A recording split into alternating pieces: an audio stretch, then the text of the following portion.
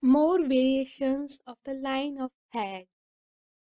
If the line of head itself should curve upward, especially at the end towards the fourth finger or mount of Mercury, it denotes almost without exception that the longer the person lives, the more his desire for money and his determination to possess it will become stronger every day. If the line of head apparently partly leaves its natural place, which will be seen by an examination of the left hand, and completely rises, as it were, to the line of heart, the person will develop an enormous fixity of purpose for some one desire. He will apparently and deliberately control the affectionate side of his nature by his will power, and will stick at nothing to obtain the realization of whatever his desire may be.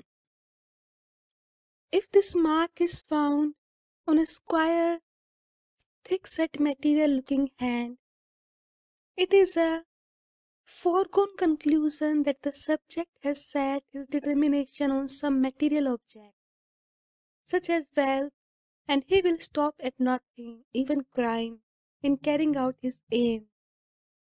If this mark is found on a long hand, the object of the ambition is certain to be connected with some intellectual power over people and absolute determination to accomplish whatever the purpose of the career may be. This mark must not be confounded with one clear line running across the hand from side to side, because in this case the line of head has not risen out of its position, but simply denotes tremendous intensity of character, for good or evil as the case may be. Such a person would exhibit great power of concentration, and if he concentrated his mentality on any purpose, he would unite with it his heart nature. But if he had set his heart or affections on any person, he would unite with that desire the whole force of his mental nature. In this case, it is as if these two sides of mentality, the sentimental and the mental, were linked or in some way united together. Such persons possess greater intensity of purpose than any other, but it is not a very happy mark to possess. In the first place, this peculiar type of the person appears to be rare in life, that he seems to have no companions, and for that reason has always the feeling of being intensely lonely and isolated from others.